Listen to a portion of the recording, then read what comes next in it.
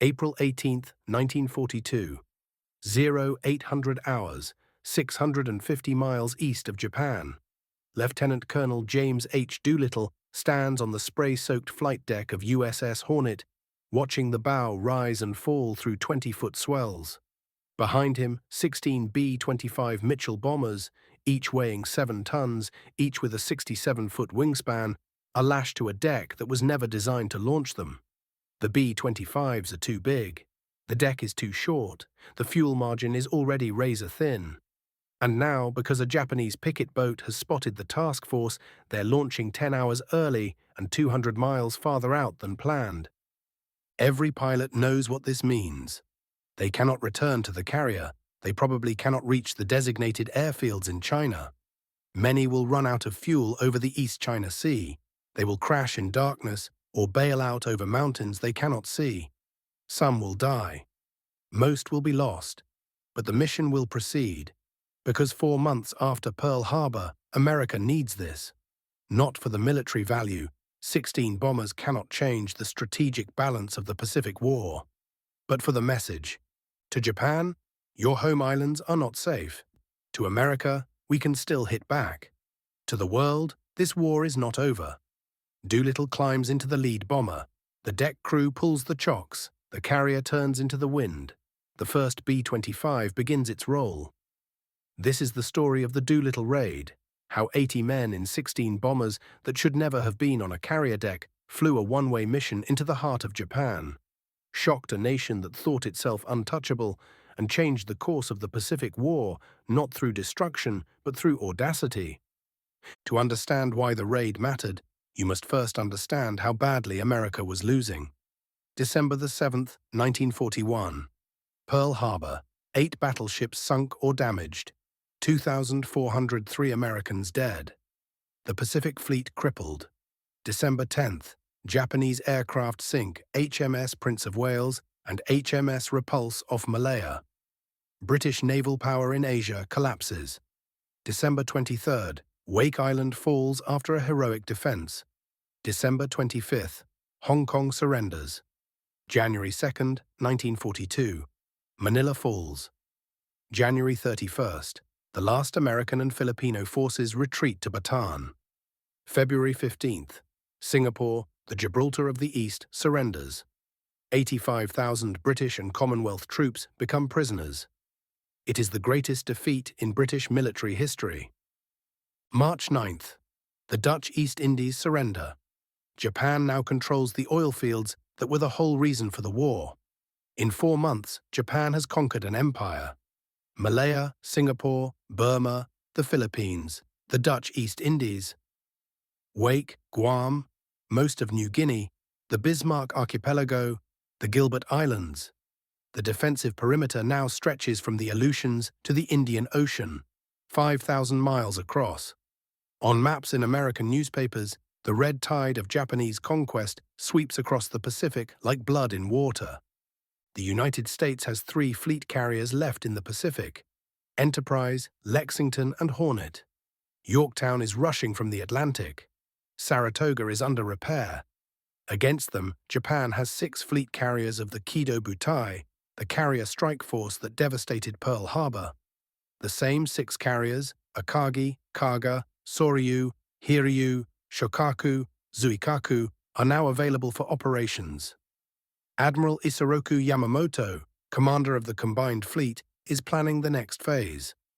Yamamoto is 57 years old, a poker player who studied at Harvard, who opposed war with America because he understood American industrial power. But once the war began, he prosecuted it with brilliance. Pearl Harbor was his plan. Now he wants a decisive battle, the Kantai Kessen, the decisive fleet engagement that Japanese naval doctrine has prepared for since 1905. He knows time is against Japan. American production is ramping up. Every month that passes, America grows stronger and Japan grows relatively weaker. Yamamoto needs to force the American carriers into a battle where his 6-carrier advantage can destroy them. Then he can negotiate a peace that leaves Japan's conquests intact. But first, he must draw the Americans out. He is planning operations to do exactly that. Meanwhile, in Washington, President Franklin Roosevelt sits in the Oval Office, reading casualty reports, watching the maps, fielding questions from reporters who ask the same question every day. When will we strike back? FDR understands morale as both political necessity and strategic weapon. The American people need a victory, not a defensive success, not holding the line, an offensive strike. Something bold, something that proves America is still in this fight. In January 1942, he tells his military chiefs, "Find a way to bomb Japan. Find a way soon." The problem is simple and seemingly impossible. Japan is an island nation, heavily defended, thousands of miles from any American base. The closest American airfield is in China, but China is occupied and those airfields are within range of Japanese bombers. American submarines could approach the coast, but they can't carry bombers. Carriers could get close enough to launch their aircraft, but carrier-based planes don't have the range to reach Tokyo and return. Even if they could reach Tokyo, the bomb load would be negligible. Captain Francis Lowe, a submariner on Admiral Ernest King's staff, watches the new carrier Hornet conduct shakedown training near Norfolk in January. He sees a runway painted on the field nearby for training carrier pilots. A thought strikes him. What if you could launch Army bombers from a carrier deck? Not land them, that's impossible. But launch them. Army bombers have the range to reach Japan and continue on to airfields in China. They carry real bomb loads, not the tiny ordnance of carrier aircraft. If you could get them close enough, if you could launch them from a carrier, you could hit Japan. Lowe takes the idea to Admiral King, who is skeptical but intrigued. King passes it to Admiral William Halsey, commander of the carrier task forces in the Pacific. Halsey loves it. The plan goes to Army Air Forces, to Lieutenant General Henry Hap Arnold, who needs someone to lead it. Someone who understands bombers, who can train pilots to do the impossible, who has the credibility and the nerve to pull off a stunt that will either be remembered as brilliant or suicidal. Arnold chooses James H. Doolittle. Doolittle is 45 years old in 1942, ancient by pilot standards. But his reputation is legendary. He was the first pilot to fly across the United States in less than 24 hours, in 1922. He was the first to perform an outside loop. He earned a doctorate in aeronautical engineering from MIT. He won the Schneider Trophy race in 1925. He pioneered instrument flying, completing the first blind flight on instruments alone in 1929. He set the world land plane speed record in 1932. He left the Army, worked for Shell Oil, then returned to active duty in 1940. Now he's a lieutenant colonel with more flight hours than most pilots will accumulate in a lifetime. If anyone can launch Army bombers from a carrier deck, it's Doolittle. The aircraft selection comes down to two options: the B-23 Dragon, a medium bomber with good range, and the B-25 Mitchell, a newer design that's faster and more rugged. Doolittle chooses the B-25. It's marginally smaller, has a shorter takeoff roll, and can carry a 2,000-pound bomb load. More importantly, pilots like flying it. The B-25 has a wingspan of 67 feet, 7 inches. The deck of a carrier is wider, but not by much. And the B-25 needs at least 1,200 feet of runway for a normal takeoff. The usable deck length on Hornet, with 16 B-25s spotted, will give the lead aircraft about 450 feet. The last aircraft will have the full 800-foot deck length. It's not enough. Except it has to be. Doolittle begins training at Eglin Field in Florida in March 1942. He handpicks volunteer crews from the 17th Bombardment Group. He doesn't tell them the target. He doesn't tell them they'll launch from a carrier. He tells them the mission is dangerous, highly secret, and voluntary. Every man volunteers. The training focuses on short-field takeoffs. Pilots practice getting the B-25 off the ground in 500 feet, 400 feet, 350 feet. They pull back the yoke at lower and lower speeds, feeling for the edge of the stall, learning to trust the airplane to fly before it seems ready. They practice with full fuel tanks and full bomb loads, the heaviest configuration. They strip every ounce of unnecessary weight. The belly turret comes out. The tail guns stay but are supplemented with broomsticks painted black to look like additional barrels, Psychological warfare on a budget. The Norden bomb sight, the top-secret device that's supposed to enable precision bombing, is removed. It's too valuable to risk in case of capture. Instead, Doolittle's ordnance officer, Captain Charles Ross, fabricates a simple sight from aluminum. The Mark Twain sight, which costs 20 cents and works well enough for low-altitude attacks. The crews practice low-level navigation, map reading at 200 feet, flying beneath radar coverage.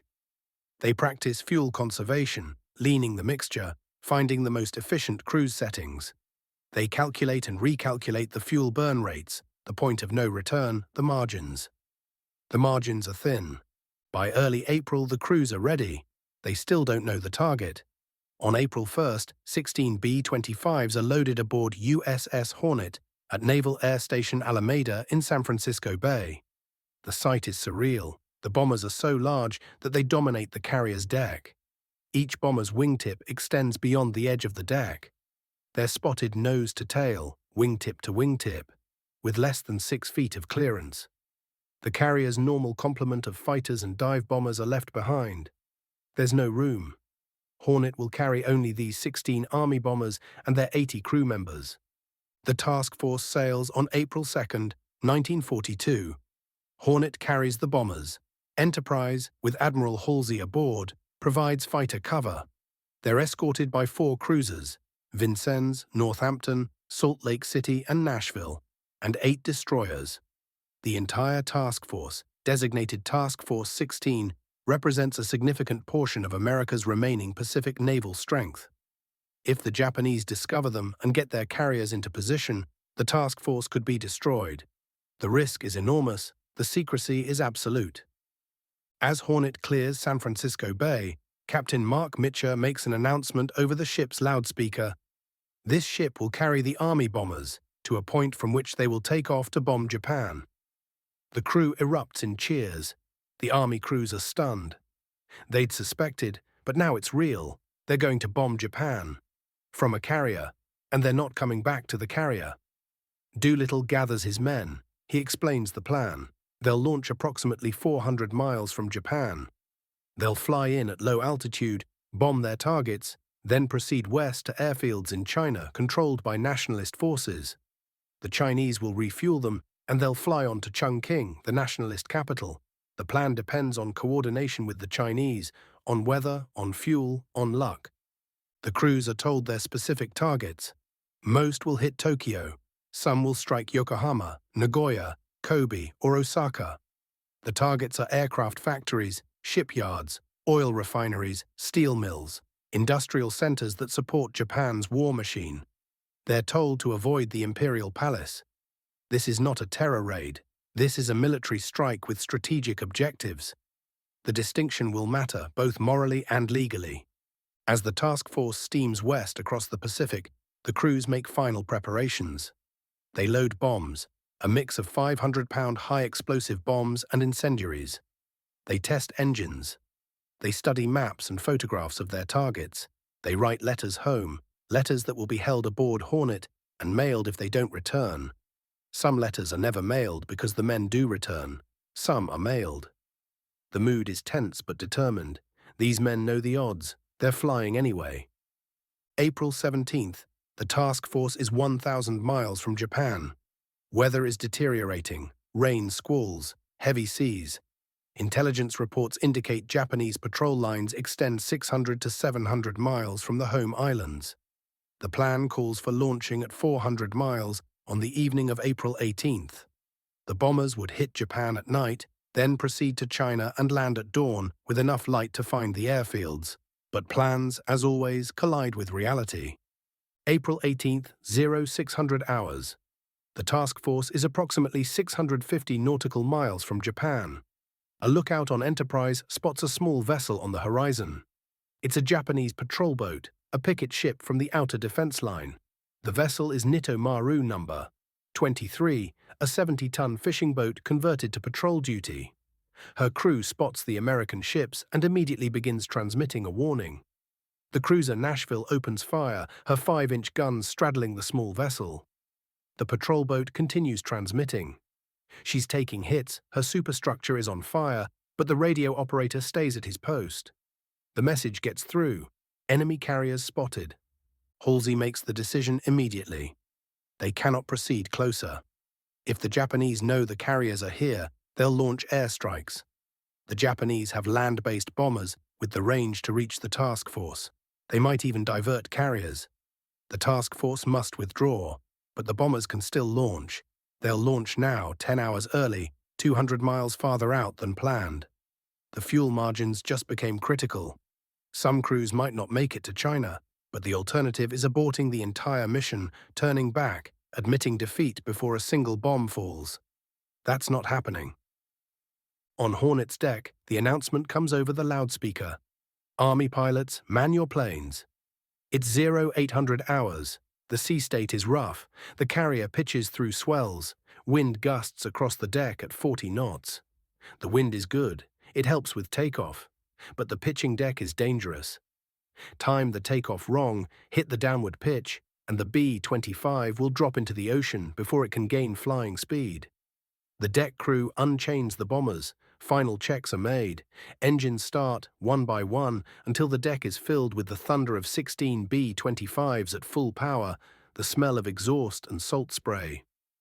Doolittle's bomber, number 40-2344, is spotted farthest forward. He has 450 feet of deck. Behind him, the other 15 B-25s fill every inch of space. If Doolittle crashes on takeoff, the entire mission fails. The Navy deck officer, Lieutenant Henry Miller, stands at the bow holding two checkered flags. He watches the bow rise and fall. He's timing the swells. He needs to signal Doolittle to release brakes just as the bow starts to rise, so the aircraft will launch from the upward pitch. Get it wrong, and Doolittle goes into the water. Miller watches. Wait. Wait. The bow drops, starts to rise. Now, he drops the flags. Doolittle releases brakes. The B-25 surges forward, engines at full power, propellers clawing the air. The bomber accelerates 40 miles per hour, 50, 60. The bow of the carrier rises. Doolittle hauls back on the yoke. The B-25's nose wheel lifts. The main gear is still rolling, 70 miles per hour. Not enough, not quite enough. The bomber reaches the edge of the deck. For a sickening moment it drops, sagging toward the water as the deck falls away beneath it. Then the airspeed builds, the wings bite, and Doolittle is flying. The first B-25 is airborne.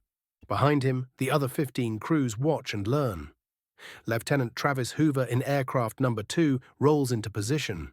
The deck crew marshals him forward to the launch spot. Miller gives the signal. Hoover releases brakes, rolls, lifts off. One by one, the B-25s thunder down Hornet's deck and into the air. Lieutenant Robert Gray in aircraft number 3, Lieutenant Everett Holstrom in number 4, Captain David Jones in number 5. The launches take 59 minutes. Some are smooth, some are terrifying. Lieutenant Donald Smith in aircraft number 13 nearly stalls off the deck, drops so low that his propellers throw spray, then claws back into the air, but every aircraft makes it. All 16 B-25s are airborne. They circle once, forming up loosely, then turn west toward Japan. Behind them, Task Force 16 turns east and runs for home at flank speed. The carriers are escaping. The bombers are on their own. Doolittle checks his instruments. Fuel load, 1,100 gallons. Cruising consumption, 70 gallons per hour. Flight time to Tokyo, approximately 4.5 hours. Flight time from Tokyo to the Chinese coast, approximately 7 hours. Total flight time, 11.5 hours. Total fuel available, 15 hours at optimal settings. The margin has evaporated. They'll have maybe 3 hours of reserve to find the airfields in China. If the weather is bad, if they get lost, if headwinds are stronger than forecast, they won't make it. The 16 bombers fly west at 200 feet, below radar coverage, spread out to avoid looking like a formation. They fly alone, navigating by dead reckoning and the occasional visual landmark. The weather deteriorates, clouds lower, visibility drops. They're flying on instruments now, trusting the compass, trusting the calculations. At noon, the Japanese coast appears ahead, the island of Honshu. Home islands, Target Doolittle climbs to 1,500 feet for his bomb run. The other aircraft follow their own approaches to their assigned targets. The plan calls for arriving over Tokyo around 12:30 hours. The timing is good. Noon, when factories are operating, when workers are at lunch, when the city is busy. The psychological impact will be maximum. Doolittle's target is the Shiba district of Tokyo, location of several military facilities and an armory. He spots his landmarks, lines up his approach, opens the bomb bay doors. The improvised Mark Twain bomb site is crude but functional. At 1,500 feet, traveling 250 miles per hour, you don't need precision. You need close enough. Bombs away. 4 500-pound demolition bombs fall away. Doolittle doesn't wait to observe. He banks hard, drops to rooftop level, and runs for the coast at full throttle. Behind him, explosions. Smoke. The bombs have hit. Whether they hit the exact targets doesn't matter as much as the fact that they hit Tokyo. American bombs falling on the Japanese capital, the city that was supposed to be untouchable.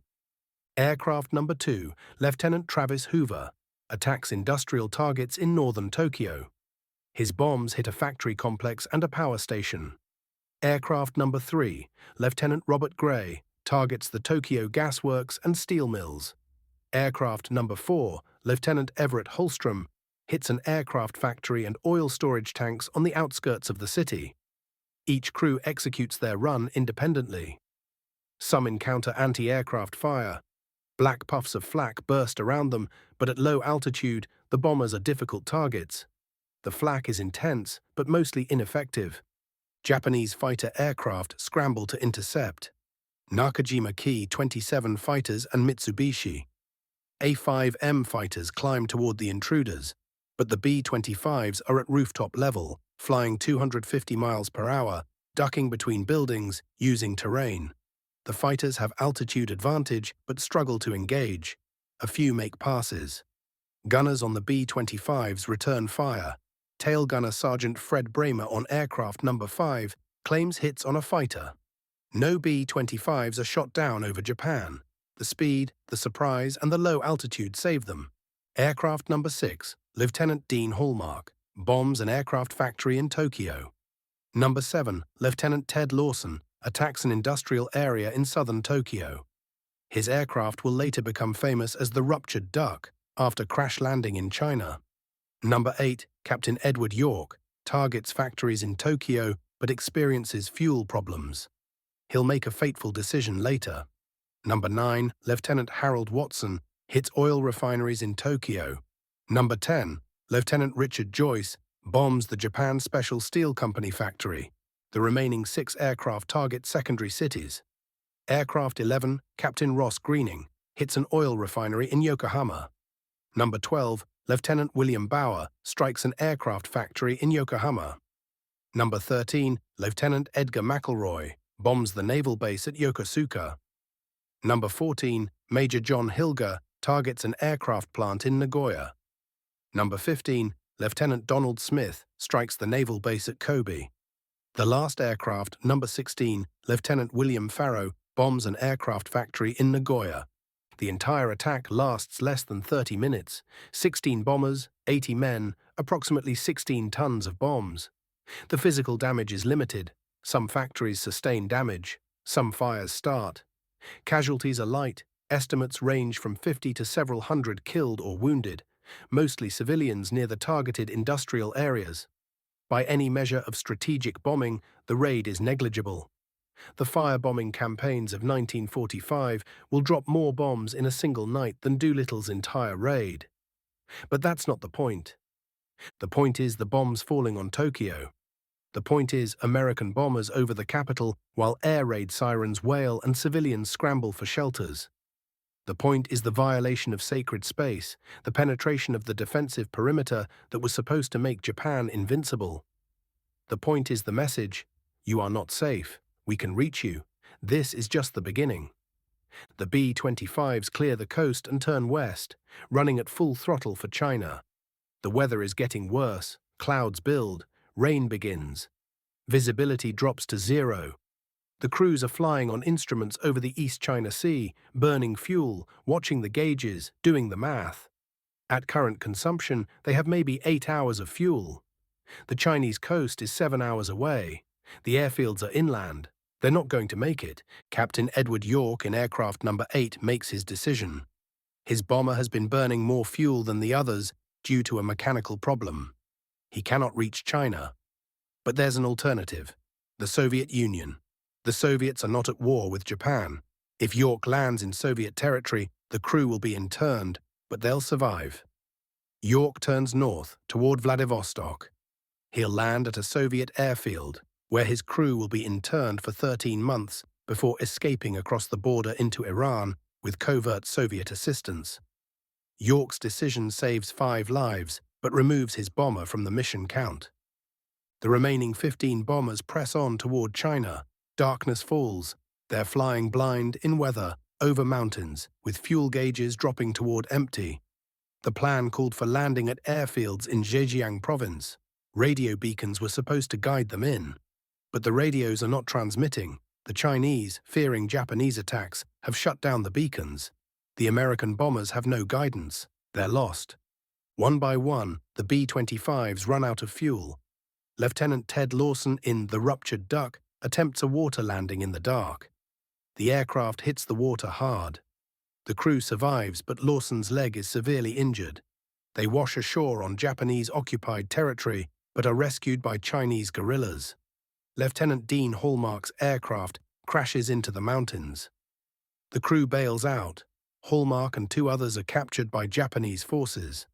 Lieutenant William Farrow's crew also bails out over Japanese-occupied territory. 8 of his crew are captured. Doolittle's crew bails out over China around 21:30 hours.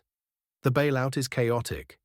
Parachutes open in darkness. Men land in rice paddies, on hillsides, in trees. Doolittle himself lands in a rice paddy and is assisted by Chinese civilians. His crew scatters across several miles, but all survive. Gradually, over the next several days, most of the crews are located by Chinese civilians and military forces. The Chinese risk their lives to shelter and guide the American airmen to safety. Farmers hide them from Japanese patrols. Guides lead them through occupied territory. Medical care is provided despite scant resources. But not all are rescued. 8 airmen are captured by the Japanese. Lieutenant Dean Hallmark, pilot. Lieutenant William Farrow, pilot. Lieutenant Robert Height, co-pilot. Lieutenant George Barr, navigator. Sergeant Harold Spatz, engineer. Corporal Jacob de Shazer, bombardier. Corporal Chase Nielsen, navigator. Private Robert Mader, co-pilot. They're taken to Tokyo, imprisoned, interrogated, and tried for war crimes. The charges: indiscriminate bombing of civilian areas. The trial is a sham, conducted in Japanese with no defense attorneys who speak English. All 8 are convicted and sentenced to death. The Japanese government, under international pressure, commutes 5 sentences to life imprisonment. 3 are executed by firing squad on October 15, 1942. Lieutenant Dean Hallmark, Lieutenant William Farrow, Sergeant Harold Spatz. They're 24, 23, and 22 years old, respectively. The execution is carried out at a Shanghai prison. The men are told they're being transferred. Instead, they're led to a cemetery, made to kneel, and shot in the back of the head. Their bodies are cremated and buried in unmarked graves. The 5 survivors endure years of brutal imprisonment. They're held in solitary confinement, given starvation rations, subjected to disease and neglect. Private Robert Mader dies of dysentery and malnutrition in December 1943. The remaining 4, Height, Barr, de Shazer, and Nielsen, survive until liberation in August 1945. They're freed by American forces after Japan's surrender. All 4 are severely malnourished, weighing less than 100 pounds. They spend months in hospitals recovering. All 4 survive the war, but carry the physical and psychological scars for life. The cost of the raid extends far beyond the 80 American airmen. The Japanese military, humiliated by their failure to prevent the attack, launches a campaign of retribution in the Chinese provinces, where the raiders received aid. The Zhejiang Jiangxi campaign is ostensibly a military operation, to destroy the airfields that might be used for future raids. In reality, it's a punitive expedition targeting civilian populations. Japanese forces sweep through Zhejiang and Jiangxi provinces in summer and fall of 1942. Villages suspected of aiding the Americans are burned. Civilians are executed. The campaign is brutal and indiscriminate. Estimated casualties among Chinese civilians range from 250,000 to several hundred thousand. Entire villages are destroyed. The airfields are razed. The infrastructure is demolished. The campaign achieves its military objectives, but at a horrific human cost, borne entirely by Chinese civilians who had helped the American airmen. This aspect of the Doolittle raid's legacy is complicated and painful.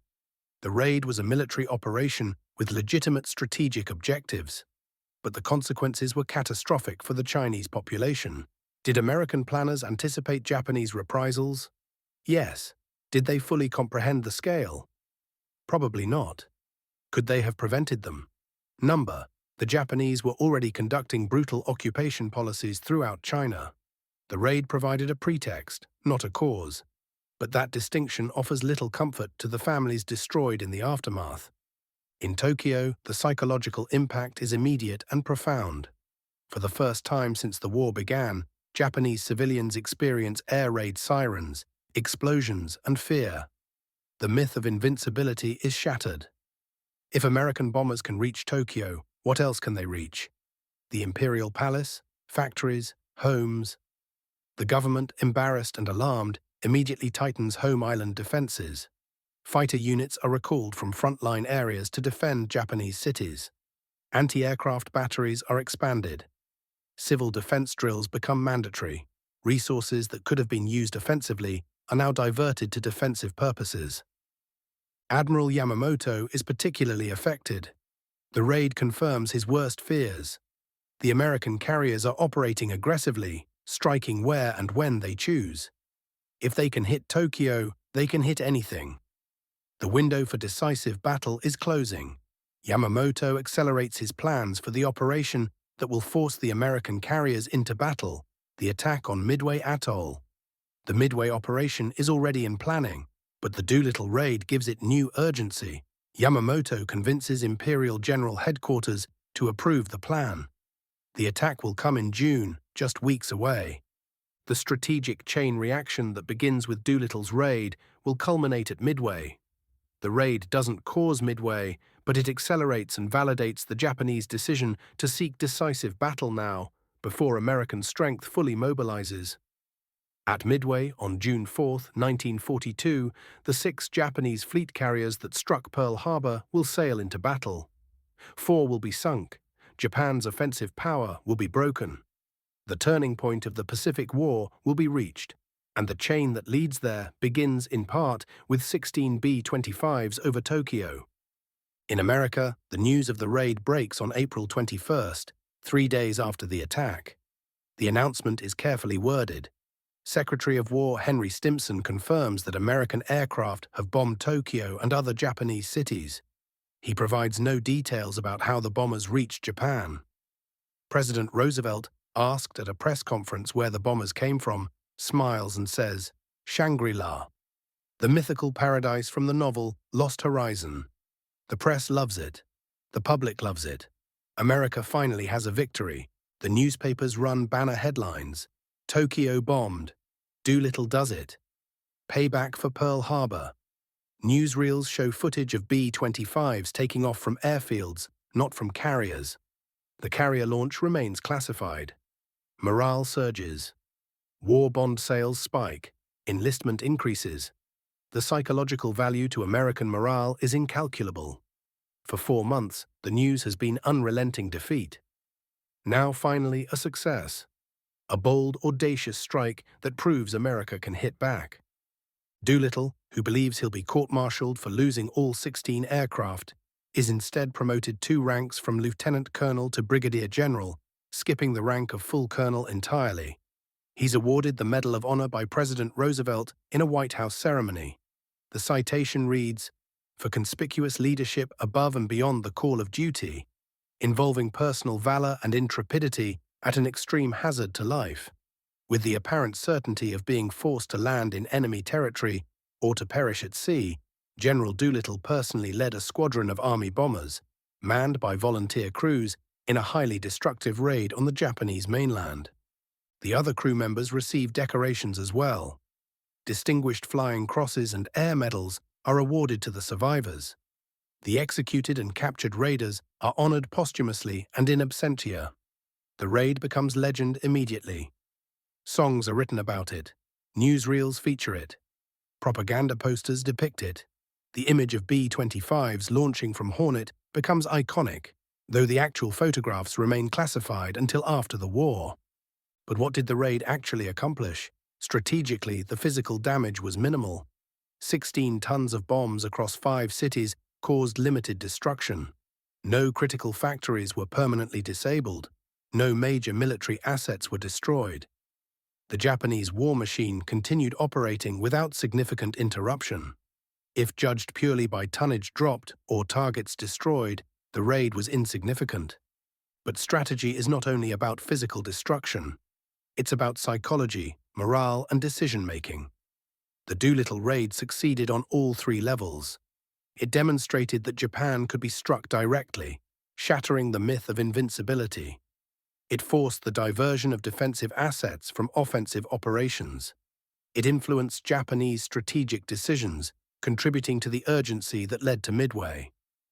And it revitalized American morale at a critical moment when the public needed proof that victory was possible. The raid also demonstrated the value of joint operations. The coordination between Army Air Forces and Navy was unprecedented. Different services, different cultures, different doctrines working together to accomplish a mission, neither could execute alone. The lessons learned influenced future joint operations throughout the war.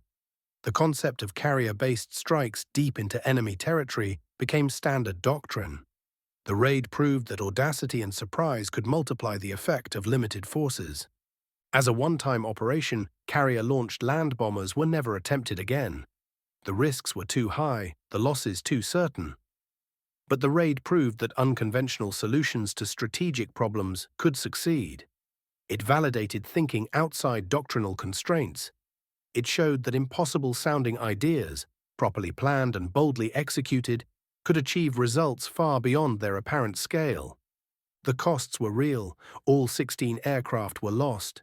3 men were executed. 1 died in captivity. 8 were imprisoned. Several others were injured in crash landings, and 250,000 to several hundred thousand Chinese civilians died in Japanese reprisals. These costs must be weighed against the strategic and psychological benefits. The calculus is not simple. Total war force's brutal choices. The raid was deemed necessary, and it achieved its objectives.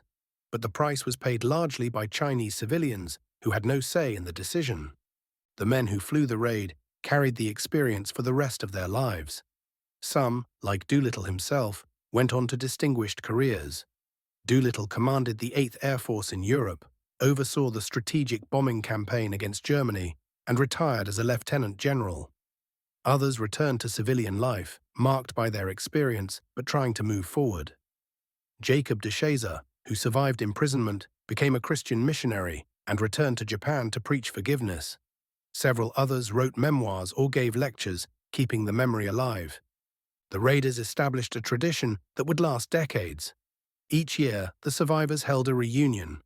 They created a set of silver goblets, one for each of the 80 original crew members. At each reunion, the surviving raiders would perform a roll call. The goblets of the deceased were inverted. The goblets of the living remained upright. As the years passed, more goblets were inverted.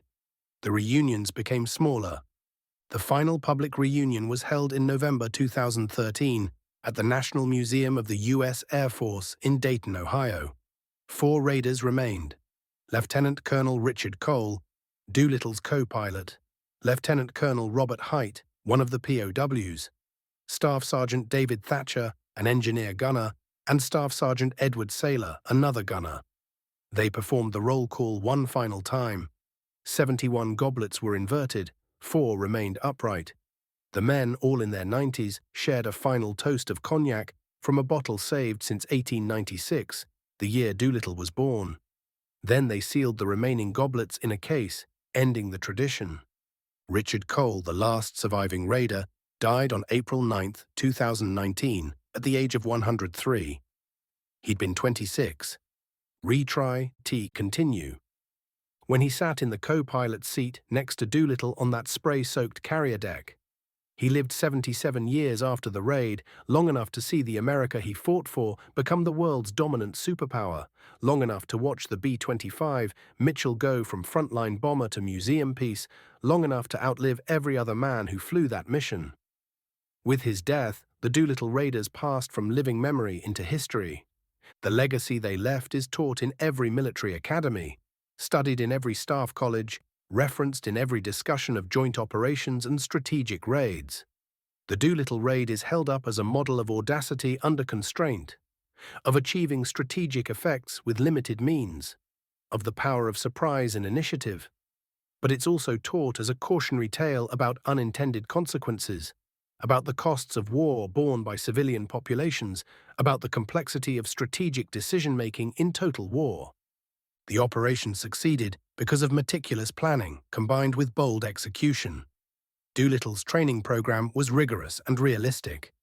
The crews practiced the mission profile until short-field takeoffs became routine. The logistics were solved through innovation, the improvised bomb sight, the weight reduction, the fuel calculations. The coordination between services worked because personalities like Doolittle, Halsey, and Mitchell were willing to set aside institutional rivalries for the mission. And the execution succeeded because 80 men flew into certain danger with professionalism and courage. But success also depended on factors beyond American control. The weather could have been worse. The Japanese picket boat could have spotted the task force earlier, forcing a launch from even farther out. Japanese fighters could have been more effective. The Chinese could have been unable to rescue the crews. Any of these factors could have turned the raid from success to catastrophe. The planners understood this. They accepted the risks because the strategic necessity outweighed the danger. The question often asked is, was it worth it? 16 aircraft lost, lives lost and shattered. Chinese civilians killed in reprisals, for what amounted to negligible physical damage and a morale boost. The answer depends on how you calculate worth. In purely material terms, the raid was wasteful. 16 B-25 bombers could have been used for other missions with lower risk and higher destructive potential. But war is not only about material calculations. In April 1942, America needed proof that it could strike back. The public needed to see that their military could reach Japan. The Japanese needed to understand that their home islands were vulnerable. These psychological objectives had strategic value that transcended tonnage of bombs dropped. The raid accomplished these objectives completely. It changed the psychological landscape of the war for both sides. That change influenced decisions, which influenced operations, which influenced outcomes. The chain that began at Midway and ended at Tokyo Bay in 1945 has links that trace back to April 18, 1942. The raid also demonstrated that America's industrial and logistical capabilities could support operations that seemed impossible. Launching land-based bombers from carriers was a stunt, but it was a stunt that showcased American innovation and willingness to attempt the unprecedented. Japan had spent decades building a military culture based on spiritual superiority and willingness to sacrifice. The Doolittle raid showed that America could match audacity with audacity, could take casualties in pursuit of objectives, could operate at distances and scales that Japanese planners hadn't anticipated. The individual stories of the raiders remain compelling 8 decades later. Lieutenant Ted Lawson, who lost his leg after the ruptured duck crash-landed, wrote 30 Seconds Over Tokyo, a best-selling memoir that became a major motion picture in 1944, starring Van Johnson and Spencer Tracy. The film brought the raid to millions of Americans and became one of the most successful war films of the era. Lawson's account, written while he recovered in the hospital, captured the fear, excitement, and cost of the mission with brutal honesty. Corporal Jacob DeShaza's story of survival, imprisonment, and eventual forgiveness became a different kind of legend. DeShaza was beaten, starved, and tortured During his 40 months in Japanese captivity, he weighed less than 80 pounds when liberated, but in prison, a guard secretly gave him a Bible. DeShazer read it obsessively, finding faith that sustained him through the final months of captivity. After the war, he returned to the United States, attended seminary, and became a Free Methodist missionary. In 1948, he returned to Japan to preach. In Japan, DeShazer met Mitsuo Fuchida, the pilot who had led the air attack on Pearl Harbor. Fuchida had also converted to Christianity after the war. The two men, former enemies who had both participated in pivotal moments of the Pacific War, became friends and traveled together, speaking about reconciliation and peace. DeShazer lived in Japan for 30 years, establishing churches and building relationships. His story illustrated the possibility of healing even the deepest wounds, of transforming hatred into understanding. The physical artifacts of the raid are scattered across museums and memorials. Doolittle's aircraft, number 40-2344, was never recovered.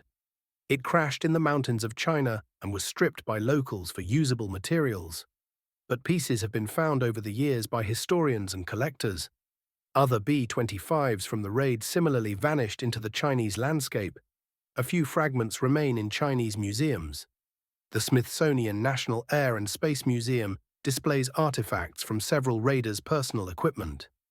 The National Museum of the United States Air Force in Dayton houses the most complete collection, including uniforms, maps, photographs, and the goblets used in the annual reunions. In China, memorials mark the locations where raiders crashed or were sheltered by civilians. The Chinese government maintains these sites, honoring both the American airmen and the Chinese who helped them at great personal risk. In Zhejiang province, where some of the worst reprisals occurred, monuments commemorate the civilians killed by Japanese forces. The dual legacy, American courage and Chinese sacrifice, is preserved in these memorials. In Japan, the raid is remembered differently. For many Japanese, especially older generations who experienced the war, the raid represents the moment when the war came home. Before April 18, 1942, the war was something happening far away. Victories announced on the radio, conquests marked on maps. After the raid, air raid drills became reality. The safety of the home islands could no longer be taken for granted. The psychological impact on Japanese civilians was profound and lasting. For Japanese military historians, the Doolittle raid represents a strategic failure. The defensive perimeter that was supposed to protect the homeland proved porous. The intelligence network that should have detected the American task force failed. The fighters and anti-aircraft defenses that were supposed to intercept bombers proved inadequate. These failures forced changes in doctrine and deployment that weakened Japanese offensive capabilities. The raid influenced Japanese strategic thinking in ways that ultimately contributed to defeat at Midway and beyond. The technological lessons from the raid were absorbed by both sides. The Americans learned that carrier-based strikes could penetrate deep into enemy territory with proper planning and surprise. This lesson informed the island-hopping campaign, the carrier raids across the Pacific, and eventually the massive carrier task forces that dominated the final years of the war. The concept of using carriers as mobile airfields that could project power across vast distances became the foundation of American naval strategy. The Japanese learned that static defense was insufficient. They accelerated programs to develop better radar, more effective fighters, and stronger anti-aircraft defenses. But they also learned a harder lesson. American industrial capacity was greater than they'd calculated. If America could spare 16 bombers for a one-way mission purely for psychological effect, what could they produce when fully mobilized? The raid was a glimpse of the overwhelming material superiority that would eventually crush Japan. The command relationships forged during the raid planning influenced the conduct of the entire war. The cooperation between Army Air Forces and Navy, between Doolittle and Halsey, between different service cultures, proved that joint operations could succeed despite institutional barriers. This model was replicated in countless operations throughout the Pacific and European theaters. The personal relationships, Doolittle and Halsey, maintained mutual respect for decades, created networks of trust that facilitated future cooperation. The raid also highlighted the importance of training and professionalism. Doolittle's crews succeeded not because they were superhuman, but because they were superbly trained. The short-field takeoff practice, the navigation drills, the fuel management training. These mundane preparations made the impossible possible. Military organizations worldwide studied the Doolittle raid as an example of how rigorous training could overcome seemingly insurmountable obstacles.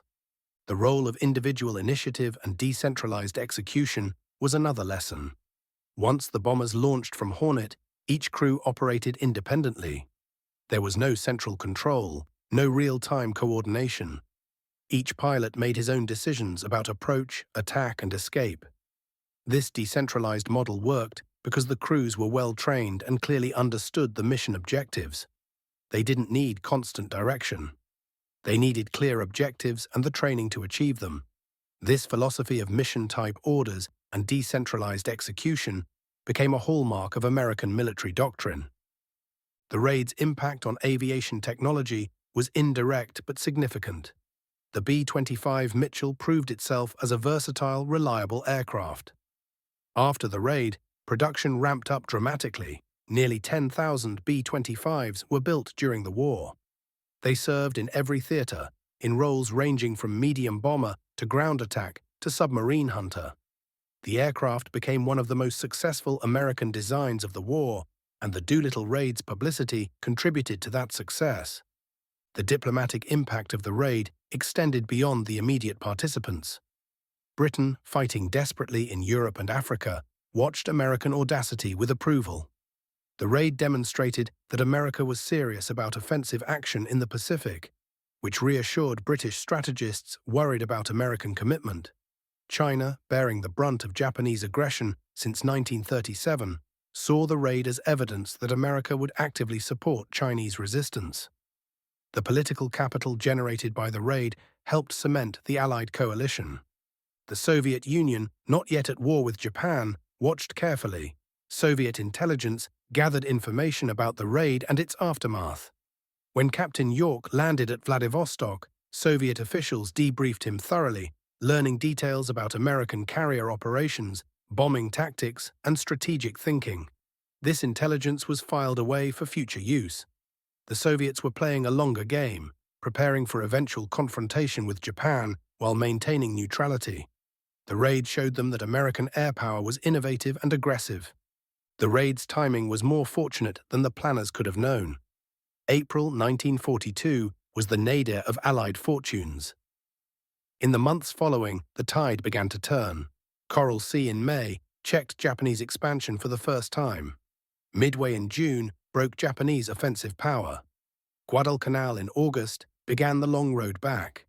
The Doolittle raid, launched at the darkest moment, became the first hint of the reversal to come. It didn't cause the reversal, but it foreshadowed it. The human dimension of the raid remains its most powerful aspect. 80 men, average age 24, most of them from small towns across America, volunteered for a mission they knew was nearly suicidal. They trained for weeks without knowing their target. When they learned they'd bomb Tokyo, they didn't back out. When told they'd launch from a carrier deck in aircraft that weren't designed for carrier operations, they accepted it. When forced to launch 200 miles farther out with insufficient fuel, they launched anyway. This wasn't mindless courage. These were intelligent, trained professionals who understood exactly what they were doing and chose to do it anyway. Their reasons were as varied as the men themselves. Some fought for patriotism, others for adventure, some for revenge after Pearl Harbor. Many simply felt it was their duty. They'd joined the Army Air Corps to fly bombers, and flying bombers is what they did. The mission was dangerous, but so was war. They were going to fight somewhere. It might as well be over Tokyo. This matter-of-fact courage, this professional acceptance of risk, characterized the American military throughout the war. The families of the raiders paid their own price. Wives who sent husbands off on a secret mission and didn't hear from them for weeks or months. Parents who received telegrams saying their sons were missing in action. The families of the executed men received notification that their loved ones had died as prisoners of war, but weren't told how or where until after Japan's surrender. These families lived with uncertainty and grief while the war ground on. The Chinese families who helped the raiders paid the highest price. Entire villages were destroyed because they fed American airmen or guided them to safety. Farmers who hid raiders in their homes were executed along with their families when Japanese troops discovered evidence. The precise number will never be known. Chinese casualties from the Zhejiang-Jiangxi campaign were not meticulously documented. Entire communities disappeared. The survivors carried trauma that lasted generations. This brutal reality complicates the raid's heroic narrative. The American airmen were undoubtedly brave. Their mission achieved important strategic objectives, but the consequences were borne disproportionately by Chinese civilians who had no agency in the decision to launch the raid. Acknowledging this complexity doesn't diminish the raiders' courage. It contextualizes it within the larger brutality of total war, where civilians everywhere paid terrible prices for military decisions made far away. The ethical questions raised by the raid remain relevant. When is it acceptable to conduct operations knowing that civilians will suffer reprisals? What level of strategic benefit justifies that risk? Who bears responsibility for foreseeable but indirect consequences? The American planners knew Japanese reprisals were likely. They proceeded anyway because they judged the strategic benefits to outweigh the costs. That calculation was made in Washington, not in the Chinese villages that were destroyed. Modern military doctrine still grapples with these questions. The principle of proportionality in warfare, that military action must be proportional to the legitimate military objective, is now codified in international law.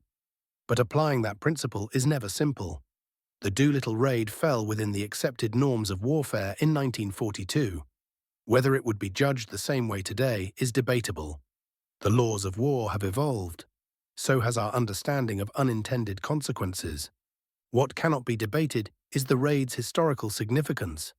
It changed the trajectory of the Pacific War in measurable ways.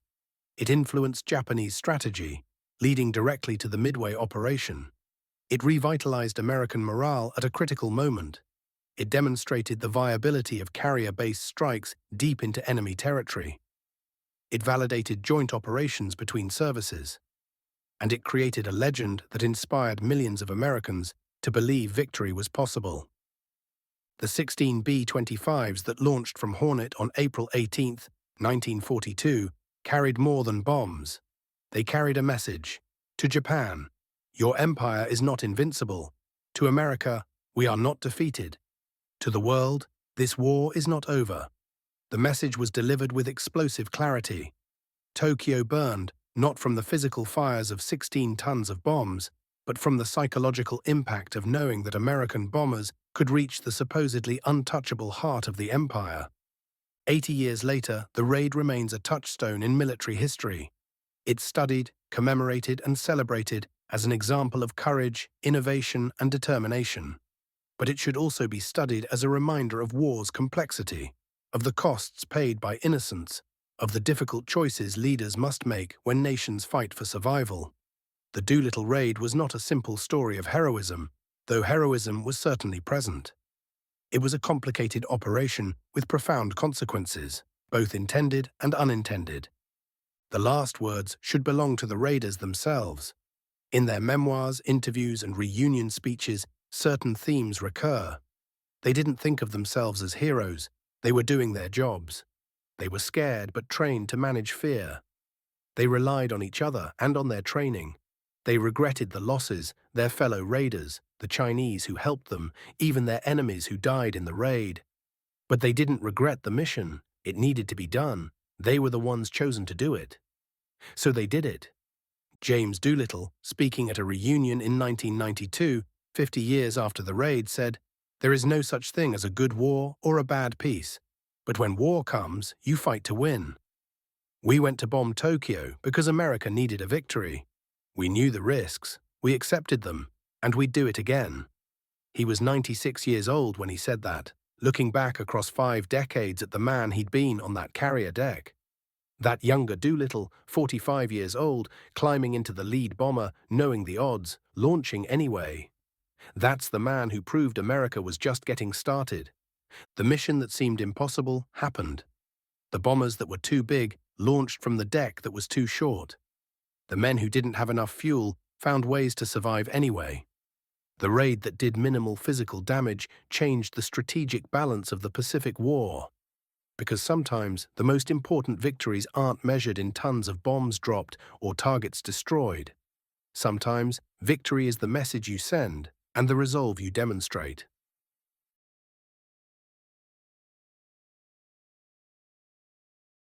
16 B-25 bombers over Tokyo sent a message that echoed across the Pacific and around the world. Japan heard it and hastened toward Midway, where their carrier fleet would be broken. America heard it and found the will to keep fighting. History heard it and recorded that on April 18, 1942, 80 men in 16 bombers proved that audacity, properly applied, could change the course of a war. The Doolittle raid didn't win World War II, but it changed how both sides believed the war would end. And in that change, in that shift of psychological momentum, victory began.